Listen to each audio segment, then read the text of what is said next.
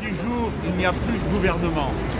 Et il n'y a pas d'autre possibilité, si l'on veut revenir aux urnes, comme on le fait dans tous les pays démocratiques du monde. Quand il y a un blocage institutionnel, ce sont les électeurs qui décident. Comment on développe le verrouillage? Eh bien, il n'y a qu'une seule et unique solution, que le président s'en aille et que le vote puisse plancher sur les grandes orientations qui occupent le pays et qui sont en débat depuis le début. Ce ne sont pas des discussions annexes que nous avons eues pendant les élections législatives. Les macronistes se cachaient derrière leur doigt, mais pas nous, ni les autres. Chacun a défendu ses thèses devant les Français. Et c'est bien le blocage auquel on est arrivé qu'il faut dénouer d'une manière ou d'une autre. Eh bien, que le pays choisisse. Et on ne doit pas s'inquiéter de la démocratie. On doit s'inquiéter de la violence qui l'empêche. Voilà le résumé que je voulais faire devant vous de cette journée pendant que mes camarades sont dans l'hémicycle et quelques-uns ici autour de moi, de manière à ce que le pays tout entier, par votre entremise, soit rendu témoin de ce qui est en train de se passer ici, aujourd'hui, à l'Assemblée nationale, et comment s'achève en quelque sorte sous nos yeux, de la manière la plus pitoyable qui soit, l'agonie du Macron. Monsieur Mélenchon, M. Barnier a renoncé à l'augmentation de la c'était une demande faite par le Rassemblement national. Est-ce que le Premier ministre s'achète une non-censure de Marine Le Pen? C'est l'impression qu'on en a. En promettant toutes sortes de persécutions contre les pauvres gens. Ici, l'aide médicale d'État, qui est pourtant indispensable. Là, ce sera encore autre chose. Enfin bon, l'attaque sur l'électricité, je ne fais pas devant vous la démonstration de pourquoi la réponse qu'il a faite n'est pas honnête, elle n'est pas sincère, elle n'aboutira pas à une réduction. On peut penser qu'il essaye de cette manière de se concilier les bonnes grâces du Rassemblement national. Va-t-il y parvenir? C'est ce que nous allons voir. Et il est vrai, je reconnais, que la question se pose, parce que oui, le Rassemblement national a déjà refusé de voter la destitution du président de la République. Oui, il a refusé de voter la censure. Que va-t-il faire maintenant? Va-t-il venir au secours de M. Macron une fois de plus? Eh bien, moi je pense que si M. Barnier veut faire le utile et qu'il est prêt à dépouiller son propre programme, pardon, c'est pas le nôtre, s'il est prêt à dépouiller son propre budget, tant qu'à le dépouiller, qu'il se dépouille lui-même et qu'il s'en aille. Quel est le sens d'un tel effeuillage, mesure après mesure, pour faire plaisir à une des oppositions, celle d'extrême droite? On ne le comprend pas. Si le gouvernement, c'est quoi la suite de la Bah oui, par la force des choses. Voulez-vous que le NFP soit désigné? Si le gouvernement tombe, eh bien le NFP a déjà proposé une candidature aux 2 premiers ministres. Si cela ne convient pas, eh bien le président de la République n'a qu'à s'en aller, parce que la vérité, c'est quand même ça la solution. Le reste sont des bavardages occupationnels. On parle, on s'agite et on ne tranche rien. On ne règle rien et on laisse les choses durer et pourrir sous pied. Pendant que le pays s'enfonce petit à petit dans une crise pour laquelle nous ne sommes pour rien. Ce n'est pas nous qui avons créé 1000 milliards de dettes. Ce n'est pas nous qui laissons les grandes entreprises fermées. Ce n'est pas nous qui avons laissé pendant 25 ans le Mercosur se discuter sans rien faire pour l'arrêter.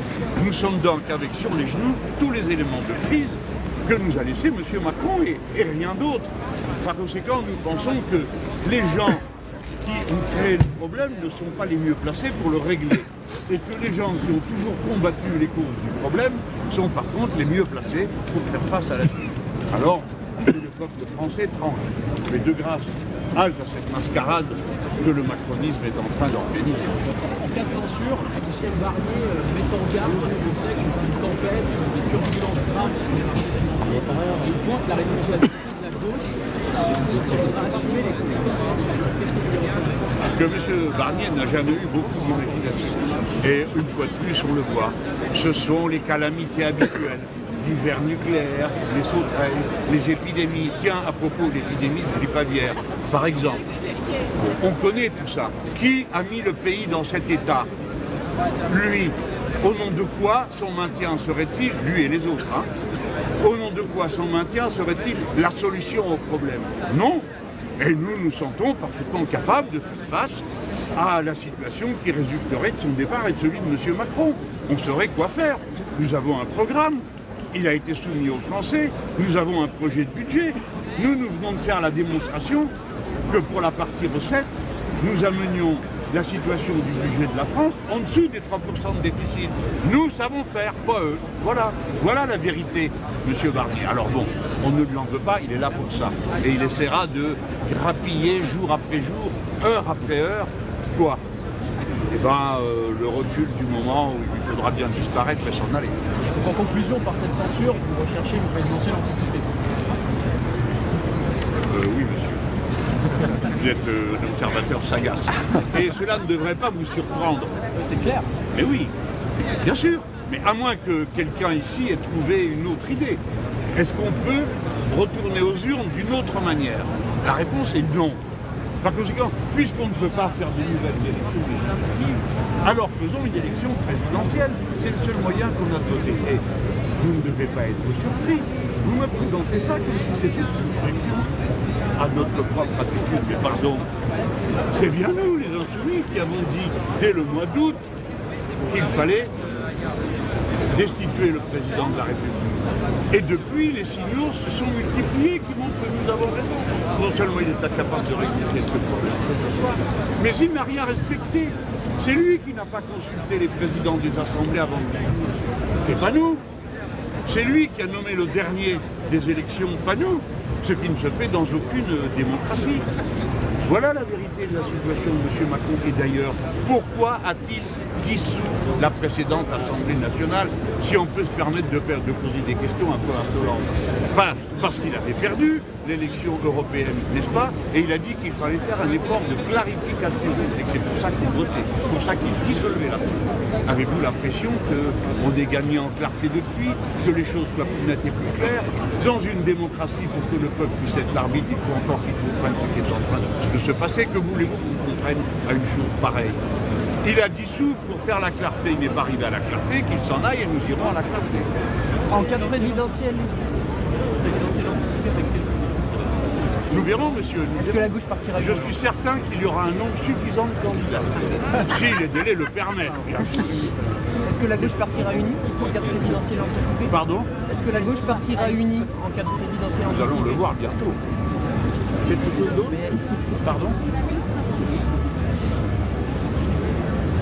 Moi, je préfère toujours que les choses aillent du mieux, mais pas à n'importe quel prix.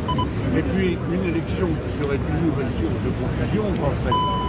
Donc, je pense que nous irons vers ce qu'il y a de plus clair, de plus simple et de plus capable de résoudre les problèmes que le pays a.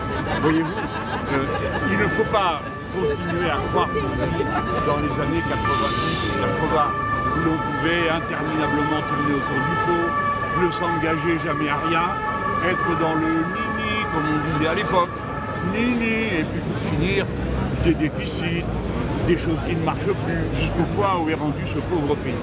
Il faut trancher, et vous le connaissez, je suis partisan de solutions qui tranchent les problèmes et les résolvent. Voilà. Et s'il y a une élection présidentielle, eh bien, comme je le souhaite, eh bien, les Insoumis tiendront ce discours-là. Nous allons voir s'il convient à d'autres. Et s'il convient à d'autres, on le fera ensemble, bien sûr. C'est un marché pour tous les candidats. Parce que quand tous les candidats, on se connaît, on se connaît sur les élections, c'est parti avant. Alors je sais que le jeu permanent consiste à faire semblant de s'inquiéter, de s'affoler du Rassemblement national. Je signale que nous lui avons fait perdre la élection. Enfin, ce détail semble avoir échappé à beaucoup de monde. Nous leur avons fait perdre la dernière élection. Comment? Par une méthode qui a été, je veux bien qu'on s'attribue un peu de mérite, les Insoumis au lieu de toutes les erreurs traditionnelles. Eh bien, nous l'avons réussi en créant l'union. Voilà. Comment avons-nous créé l'union? Sur des solutions claires, nettes, de rupture. Voilà la bonne formule pour nous, la gauche. Et si le pays veut autre chose, madame, il ne faut pas craindre la démocratie. Et il ne faut pas avoir peur de gagner. Pour ma part, et mes amis insoumis, nous n'avons pas peur de gagner la présidentielle devant le Rassemblement national. D'autres questions pièges?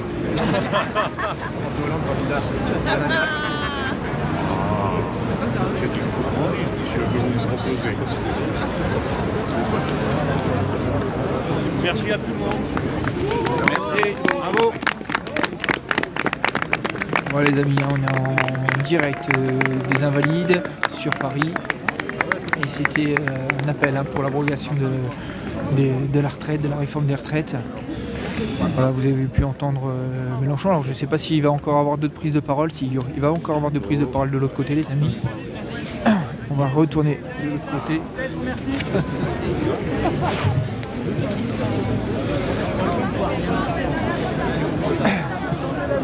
Alors, petit problème de stable ce soir, et je crois qu'il est cassé.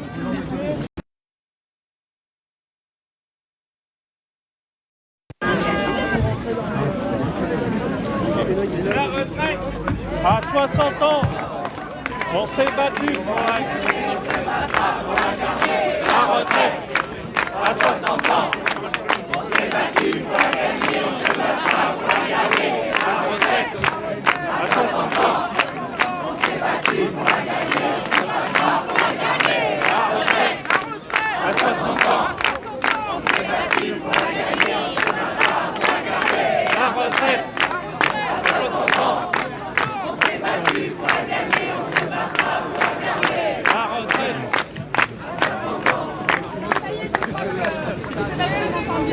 Non, le micro n'est pas branché. Le micro est branché, mais il faut parler dedans. Bonsoir à toutes et à tous. Bonsoir. Quel plaisir de vous voir ce soir pour porter votre soutien aux parlementaires et à l'abrogation de la réforme de la retraite à 64 ans.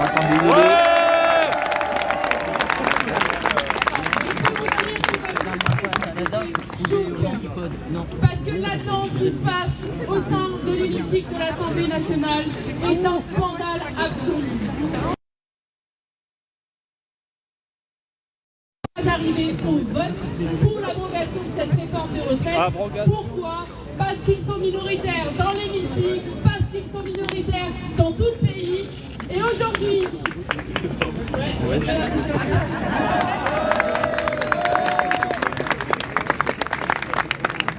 Et quand on leur explique ce qu'ils sont en train de faire avec les milliers d'amendements qu'ils ont déposés, ce qu'on appelle de l'obstruction parlementaire, le jour d'une niche parlementaire, un jour dédié à l'opposition, un jour dédié au droit de l'opposition à pouvoir s'exprimer et inscrire à l'ordre du jour des propositions de loi.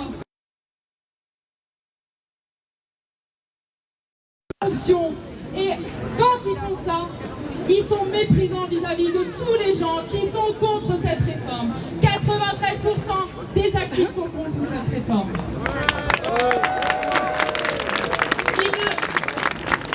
Ils ne retiennent aucune leçon de ce qui se passe dans ce pays. Aucune leçon de leur défaite aux élections. Ils sont contre la volonté que cette réforme s'est faite contre les femmes. Les femmes, elles travaillent 7 mois de plus que les hommes avec cette retraite. En plus, elles gagnent en moyenne 40% de moins que les hommes. À la retraite encore. Et aujourd'hui, ils viennent tranquillement nous expliquer dans l'hémicycle qu'ils ont tout fait de bon, qu'ils sont les bons comptables, que c'est de notre faute et que l'obstruction parlementaire, c'est nos méthodologies. Mais moi, je suis très fière que notre groupe parlementaire se soit battu dans l'hémicycle et dans la rue aux côtés des travailleurs.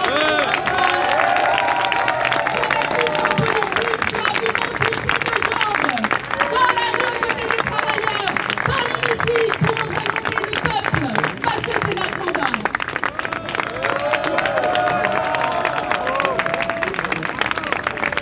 Donc, je vais vous dire une chose.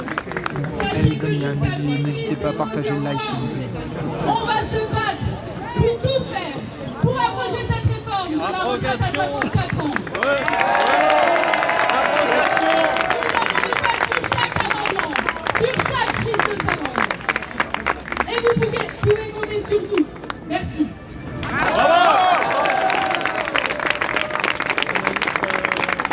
J'appelle la camarade solidaire à nous rejoindre et à prendre la parole.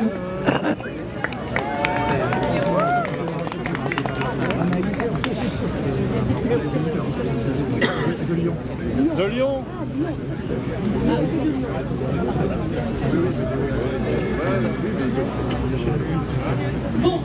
On a Manès avec nous.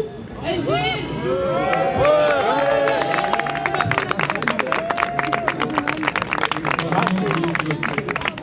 Bonsoir à toutes et à tous. Vous me rappelez, je m'appelle comme ça. Bravo! Bravo! Président de l'Union syndicale lycéenne. Merci beaucoup à toutes et tous qui sont venus ce soir rapidement, comme je l'ai dit, se rassembler pas très loin de l'Assemblée nationale, puisque nous sommes venus dire que ce qui se passe de l'autre côté de la Seine, à l'intérieur de l'hémicycle de l'Assemblée nationale, est un nouveau déni de démocratie, une nouvelle tentative du gouvernement, de la Macronie, de la droite, d'empêcher la représentation nationale de voter sur une question qui secoue notre pays depuis des années, puisqu'il y a 2 ans, une mobilisation populaire exceptionnelle aurait pu faire reculer le gouvernement sur sa réforme des 2 ans des retraites.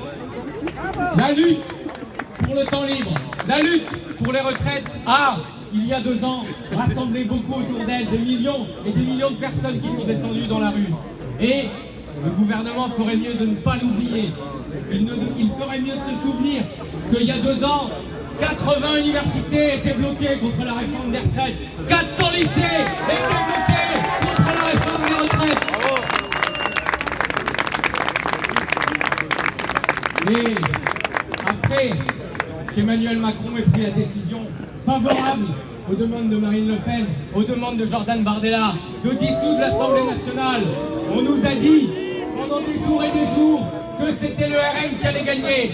Et fruit d'une mobilisation exceptionnelle, du nouveau Front populaire, des syndicats, des associations, du peuple, nous avons remporté cette élection et fait reculer l'extrême droite. Et Emmanuel Macron, Saint-Jean, ce qu'a fait dans son pays Donald Trump, Saint-Jean, ce qu'a fait dans son pays Viktor Orban, c'est-à-dire l'alliance du centre, de la droite et de l'extrême droite, a décidé de refuser le résultat des urnes et de nommer Michel Barnier à Matignon.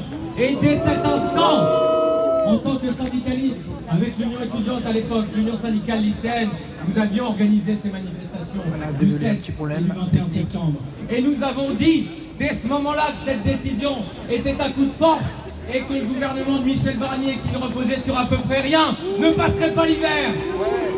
Qu'est-ce qu'on vous a dit à ce moment-là? On nous a dit, vous n'êtes pas sérieux. Michel Barnier, c'est un excellent profil.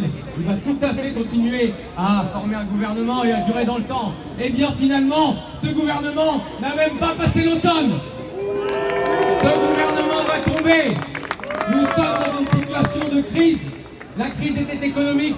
À cette rentrée, les lycéens n'avaient pas les fournitures scolaires, n'avaient pas la cantine. Et ils vont devoir se tartiner cette année encore Parcoursup qui en mettra 80 000 sur le bas-côté.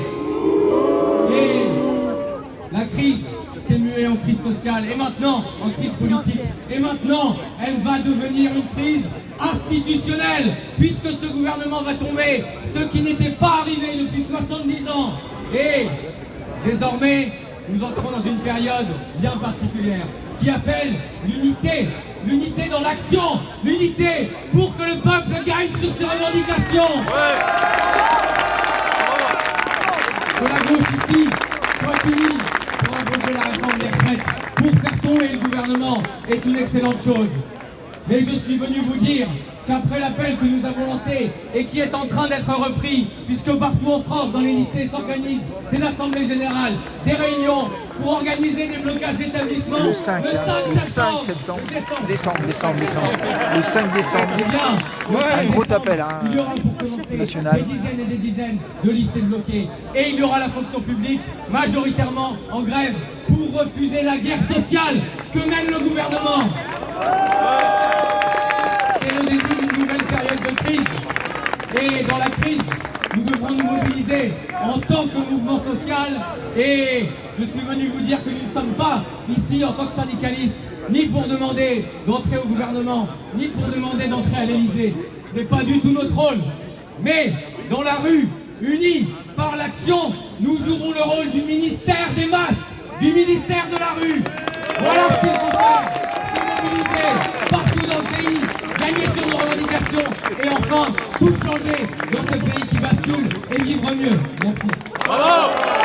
Bravo! Donc, face à la camarade de micro.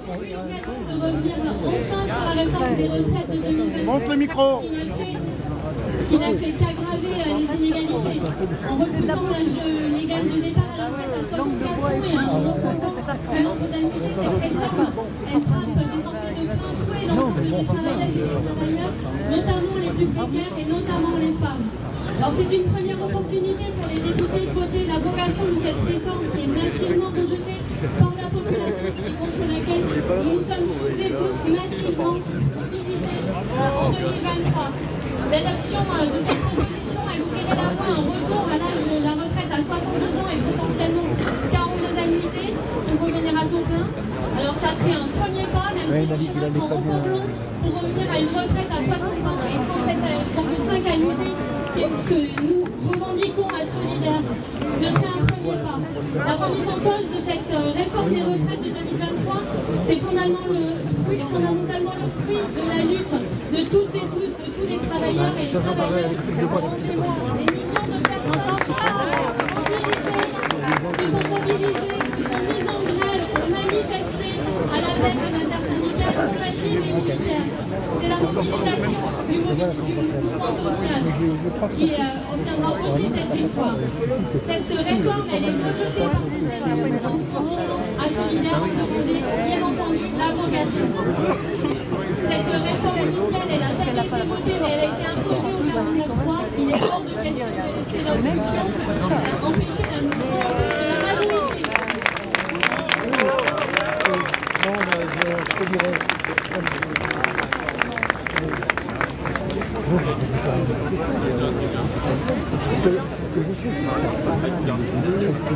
Bonsoir à toutes et tous.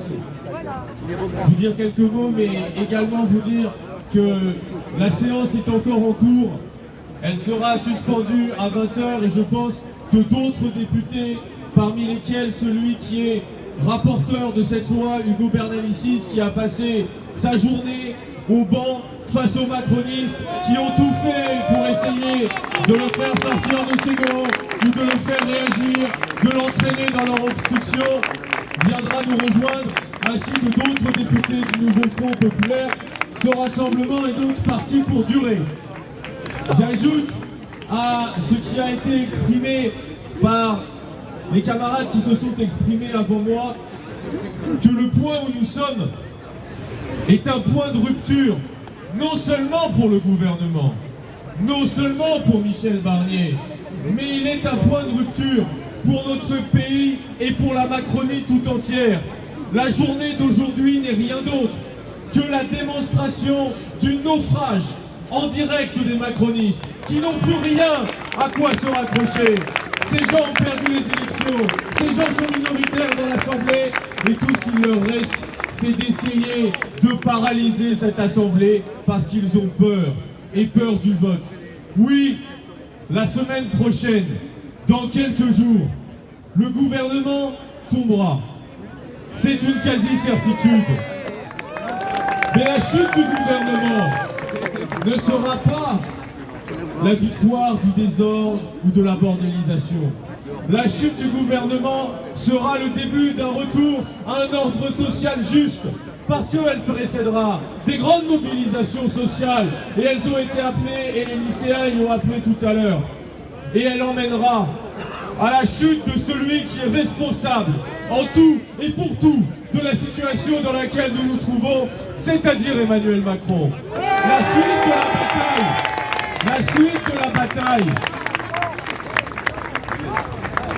suite de la bataille qui nous permettra, oui, d'abroger la réforme des retraites, mais aussi de revenir à la retraite à 60 ans, parce que tel est bien l'objectif au bout du combat. La suite de la bataille verra Emmanuel Macron chuter, démissionner ou être destitué. Et alors le peuple aura la possibilité de reprendre le pouvoir et de remettre un peu d'ordre là où la Macronie avait tout saccagé.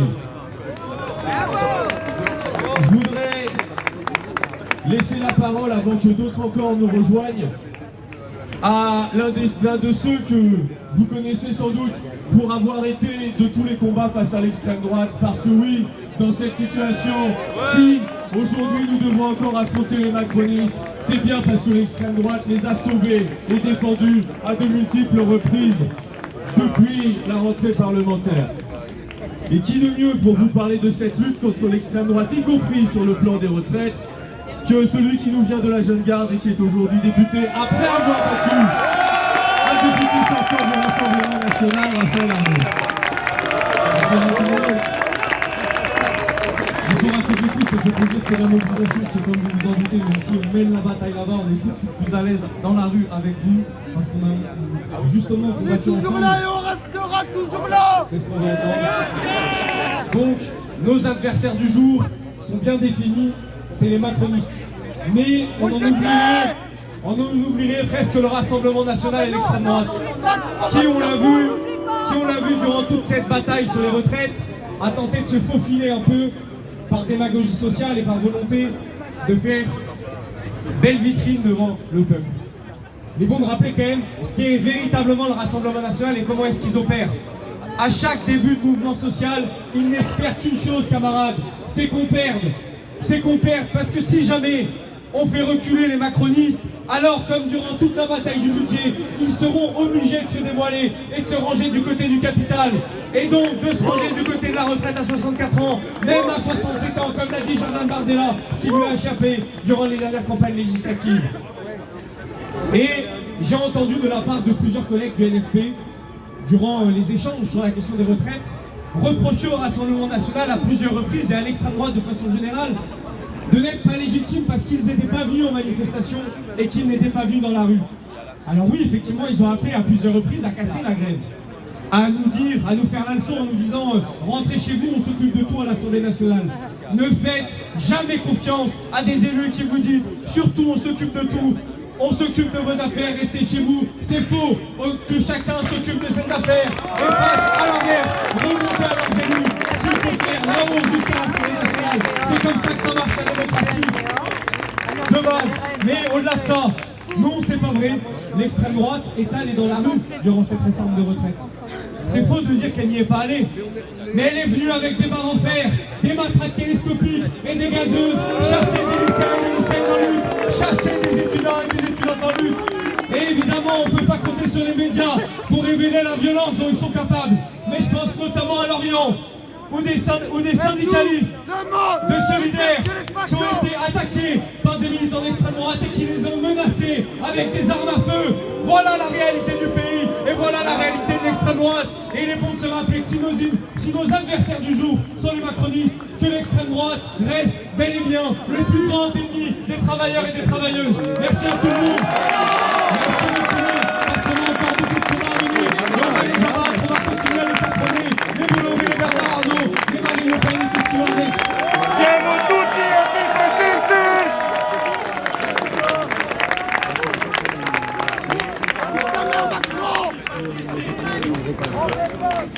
Siamo tutti antifascisti! Siamo tutti antifascisti! Siamo tutti antifascisti! Siamo tutti antifascisti! Siamo tutti antifascisti! Siamo tutti antifascisti! Siamo tutti antifascisti! Un dernier pour la fin!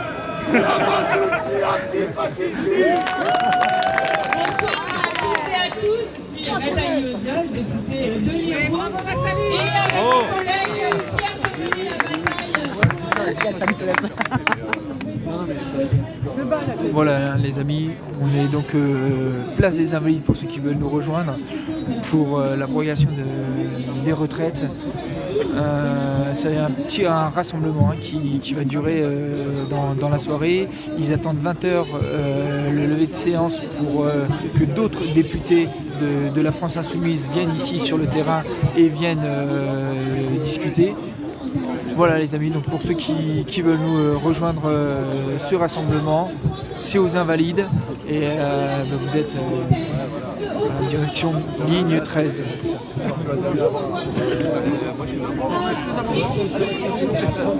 Voilà team, nous on va arrêter le live ici, on va aller prendre des photos, on va aller faire tout ce qu'il faut aussi pour les réseaux sociaux.